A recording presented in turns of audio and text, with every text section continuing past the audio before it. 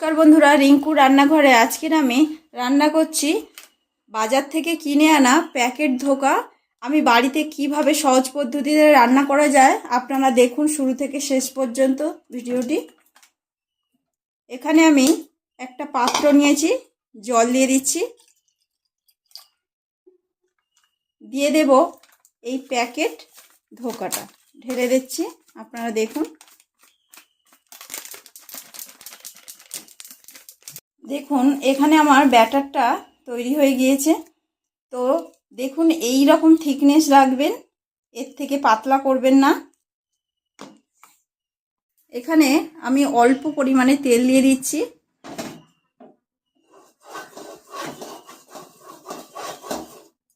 দিয়ে দিচ্ছি এই ব্যাটার।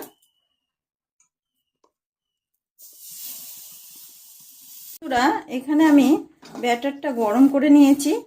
এবার আমি এই পাত্রের মধ্যে আমি নিয়ে নেব।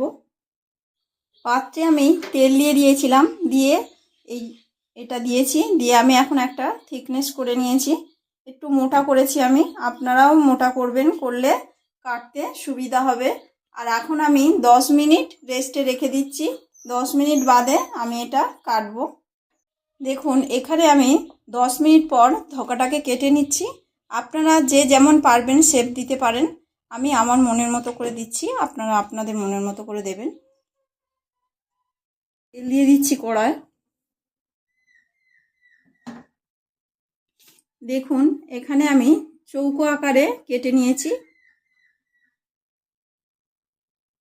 এগুলো আমি এক এক করে দিয়ে দিচ্ছি, ভেজে নেব। ব্রাউন কালার হলে আমি নামিয়ে নেব।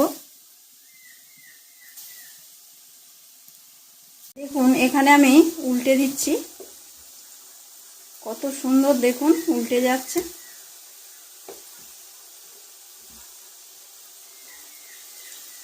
এখানে আমার ভাজা হয়ে গিয়েছে, আমি তুলে নিচ্ছি।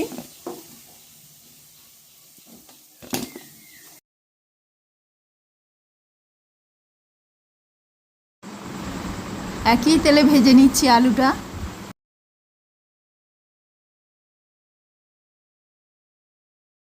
দিয়ে দিচ্ছি শুকনো লঙ্কা, জিরে, গোটা জিরে, এলাচ, লবঙ্গ, দারচিনি।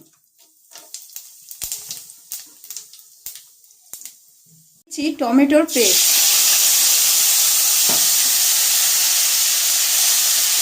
দিয়ে দিচ্ছি, আদা আর কাঁচা লঙ্কার পেস্ট।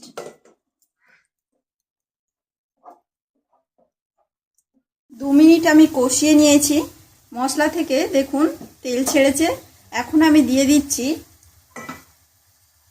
লঙ্কার গুঁড়ো,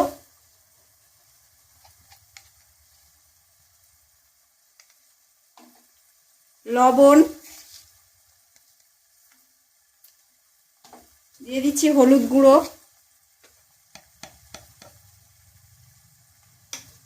আর জিরে আর ধনে আমি একসঙ্গে দিয়ে দিচ্ছি।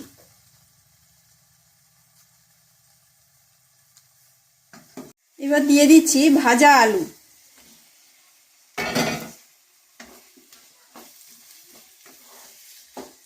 পরিমাণ মতো জল। 5 মিনিটের জন্য আমি ঢাকা দিয়ে দিচ্ছি। 5 মিনিট পরে আমি খুলছি।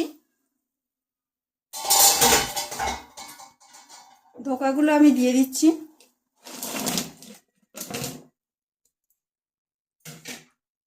ধোকা রান্না আমার হয়ে গিয়েছে। শেষে দিয়ে দিচ্ছি গরম মশলা, আর দিয়ে দিচ্ছি অল্প পরিমাণে ঘি। ধোকার রান্নাটি আমার হয়ে গিয়েছে। কি লোভনীয় দেখতে লাগছে দেখুন, আমার স্বামীর জিভ লগ লগ করছে। এখানে যদি আপনাদের ধোকার ডালনাটি ভালো লেগে থাকে তাহলে আমাকে লাইক, কমেন্ট, শেয়ার, সাবস্ক্রাইব করবেন। এই পর্যন্ত আমার ভিডিওটি।